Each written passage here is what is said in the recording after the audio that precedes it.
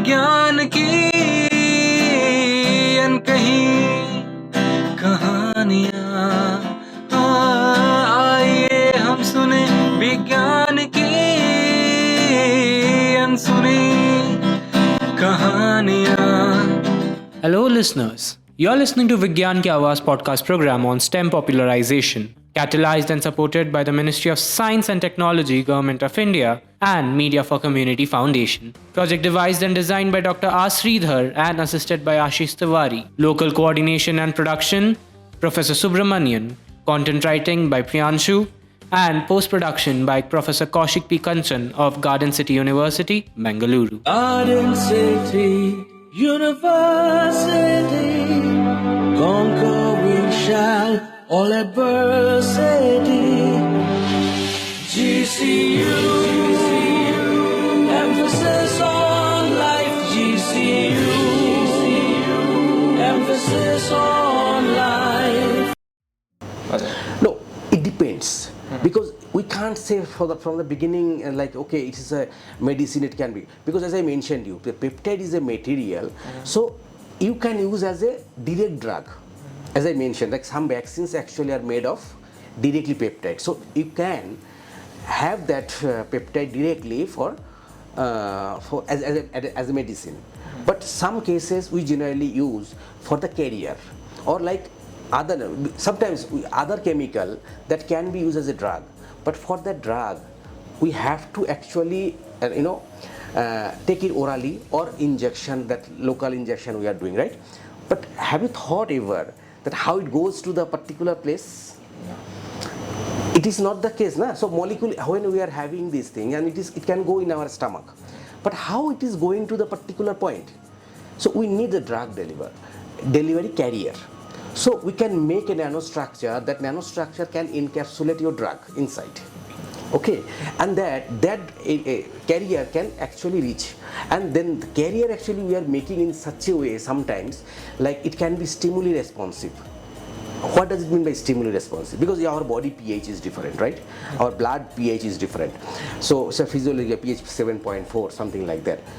As for example, if I say for cancer cell, we are also trying to do this kind of thing. So drug delivery carrier for cancer. What is the cell? Cancer cell, if you see the pH of the cancer cell is 5.5 to 6. Okay, so if we are making some nanostructure that can be sensitive towards pH, so how it can happen? As for example, if we are making a hydrogel, so it can form some fibrous network, okay? In that fibrous network that can encapsulate drug inside, and now we are actually injecting or we are directly having. Then what will happen when it will go to the specific cancer cell? So that molecule is actually experiencing the environment as a pH 5.5 or 6, something like that, low pH, okay? When it is actually coming to the contact of that pH, it starts to degrade outer shell, and then that encapsulated drug, it will come slowly, and then it will actually start working on that particular cell.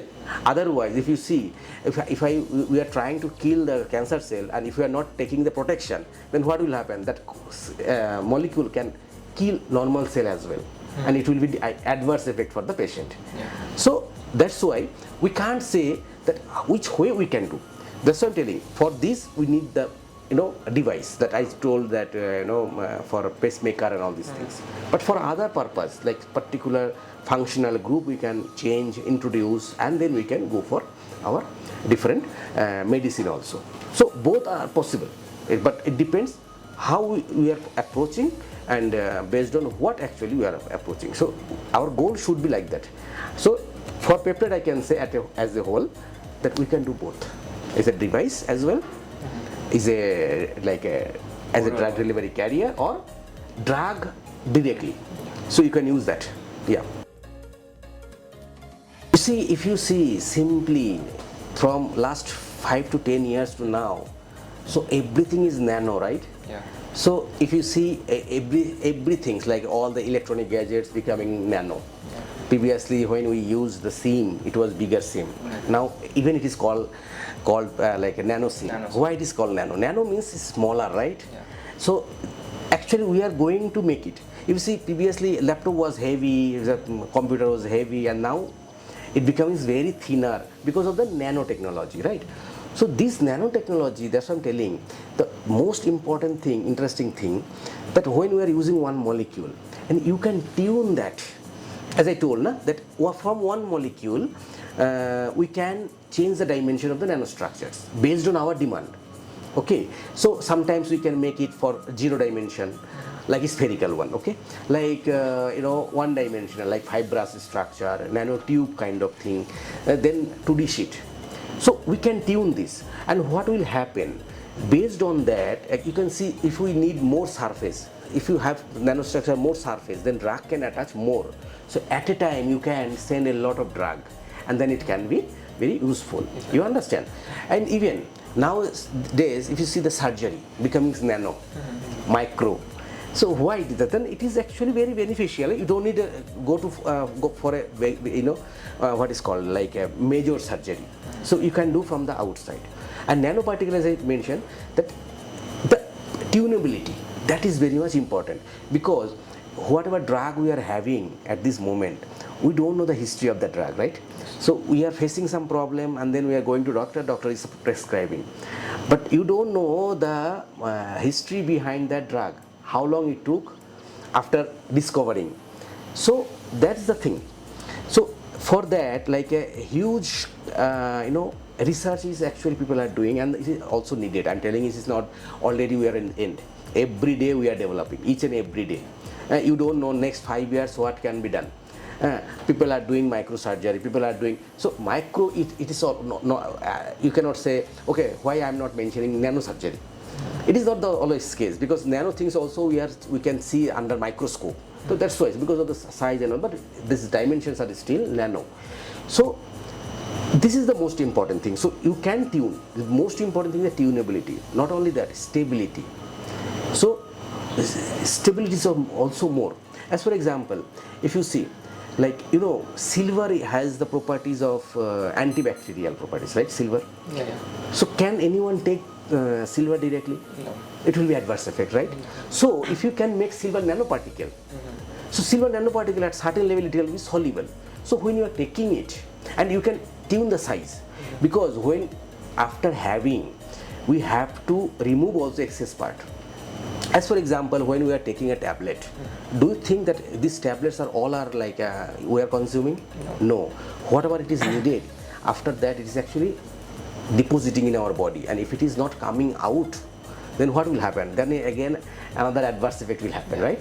So it will be problem. Like that's why people are telling painkiller, if you take more and more, then what will happen? Because painkiller, have you ever seen that if you add in the water, it is not dissolved clearly.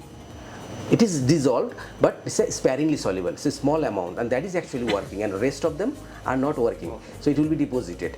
So, and then it cannot go out. At certain level, it will deposit on the kidneys and all these things, and that's why doctors are telling, if you are taking painkiller for a long time, then you will have the kidney problem.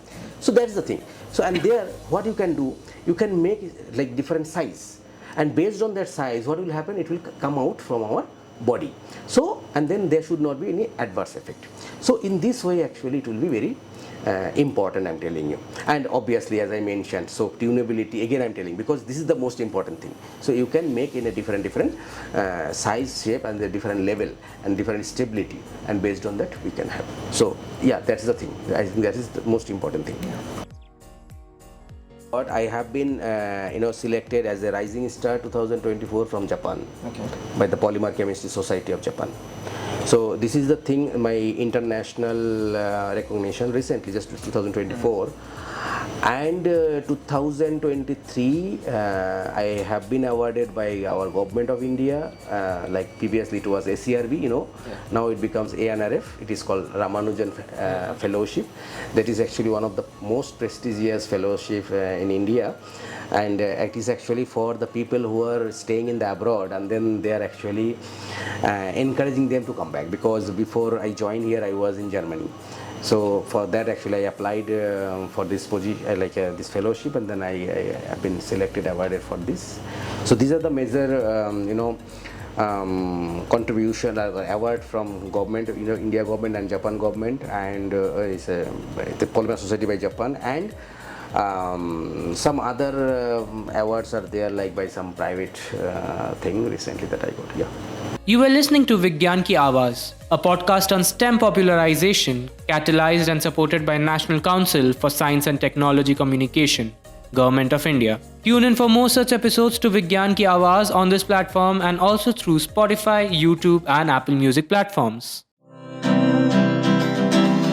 आइए हम सुने विज्ञान